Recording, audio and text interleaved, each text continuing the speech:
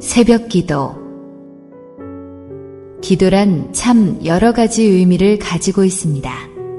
어찌 보면 쉽기도 하고 어찌 보면 어렵기도 한 것이 기도입니다. 어떤 때는 쉽게 즉각적으로 응답이 오는가 하면 몇 년 혹은 몇십 년 후에 응답이 오기도 하는 것이 또한 기도입니다. 어떤 사람은 작은 일에도 기도의 응답을 받고 시작하는 사람이 있고 어떤 사람은 한 번도 기도의 응답을 받아본 적이 없는 사람도 있습니다. 물론 하나님은 응답하셨지만 자신이 생각하기에 그렇다는 말입니다. 이런 사람들은 기도하기가 여간 어렵지 않습니다. 기도란 응답되는 것이 아니라 그저 마음의 평안을 얻고자 혹은 습관적으로 혹은 직분 때문에 억지로 하는 사람은 기도하는 시간이 괴로울 수밖에 없습니다. 성경에서도 기도를 한마디로 쉽게 정의하지 않았습니다. 기도란 그저 아버지에게 말하듯이 하면 된다고 쉽게 가르치기도 하지만 그렇게 간단하지만은 않습니다.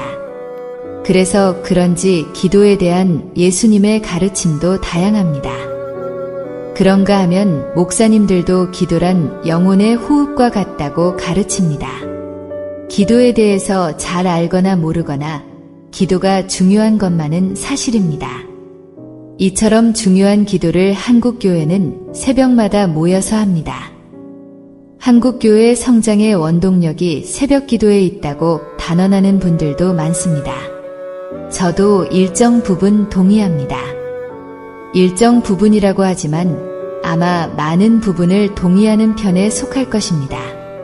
새벽의 첫 시간을 하나님께 기도로 시작한다는 것은 신앙적으로 대단한 의미를 부여할 수 있습니다.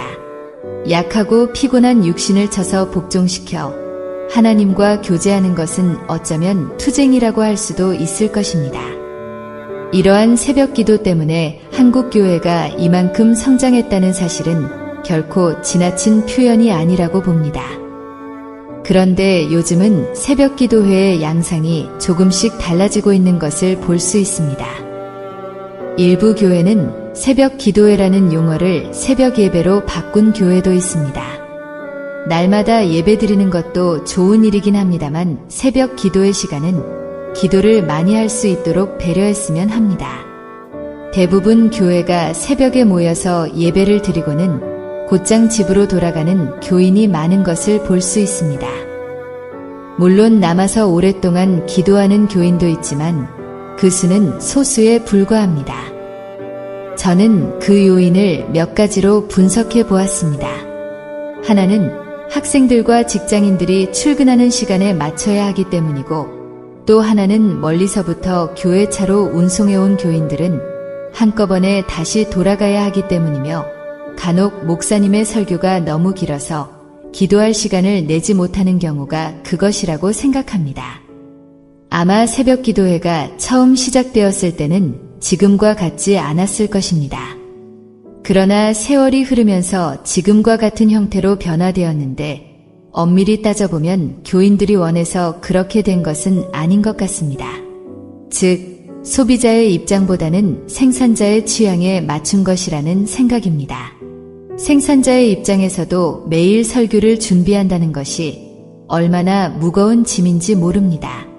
제 생각으로는 그 무거운 짐을 견디다 못해 쓰러질 때까지 지고 가기보다는 설교의 짐도 덜고 교인들에게도 새벽에 기도할 시간을 확보해 주는 것이 현명한 방법이라고 생각합니다. 교인들은 대부분 새벽에 기도하려고 졸린 눈을 비비고 나오기 때문입니다.